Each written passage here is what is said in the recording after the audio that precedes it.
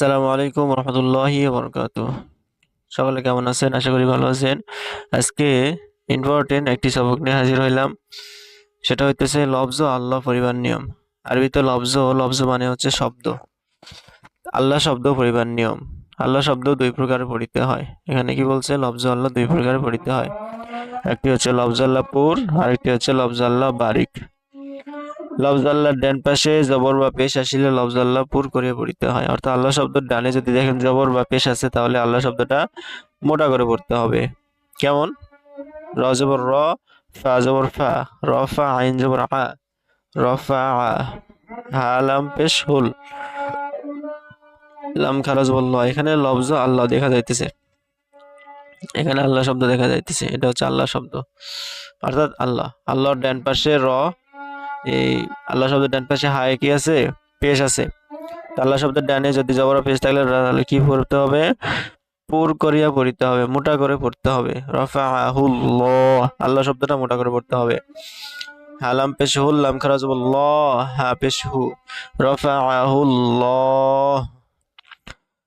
হামজা আইন পেশ উ, বা পেশ বু, দাল লাম পেশ দুল, উ বুদুল, লাম খারাজ ল, উ বুদুল্লাহ, হা জবর হা, উ বুদুল্লাহ।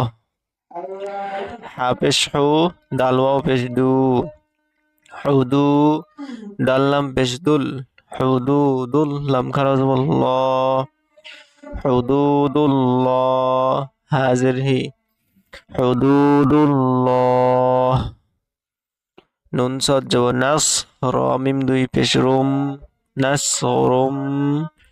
মিম জের মি, নুন লাম জব নাল, নাস রুম মিনাল, লাম খারাজ ল, নাসরুম মিনাল্লাহ, হাজির হি, নাসরুম মিনাল্লাহ। কফ লাম পেশ কুল, হা পেশ হু, কুল হু, ওয়াও লাম জবর ওয়াল। এখানে লফজের ডান পাশে ওয়াই জবর আছে, তো এটা পুর করে পড়তে হবে, মোটা করে পড়তে হবে। কুল হু আল্লাম খারাজুল্লাহ, কুল হু আল্লাহ, হা পেশ হু, কুল হু আল্লাহু। হামজা জবর আ, হা জবর হা, আহা দাল দুই পেশ দুন, কুল হুয়াল্লাহু আহাদ। হামজা লাম জবর আল, লাম খারা জবর ল, আল্লাহ, হা সদ পেশ হুস, আল্লাহুস। সদ জবর স, মিম জবর মা, সমা দাল পেশ দু, আল্লাহুস সমাদ। র জবর র, সিন ওয়াও পেশ সু, রসু, লাম মিম দুই পেশ লুম, মিম জের মি, রসুলুম মি, নুন লাম জবর নাল, লাম খারাজ ল, রসুলুম মিনাল্লাহ, হাজির হি, রসুলুম মিনাল্লাহ। ওয়াও তা জবর ওয়াত, তা জবর তা, ওয়াত্তা কফ লাম পেশ কুল, ওয়াত্তাকুল, লাম খারাজ ল, ওয়াত্তাকুল্লাহ, হা জবর হা, ওয়াত্তাকুল্লাহ।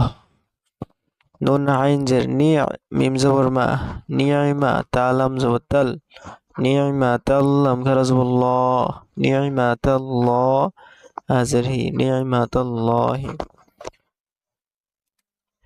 এই লফজাল্লাহ পুরের কায়দাটা আশা করছি আপনারা বুঝতে পারছেন।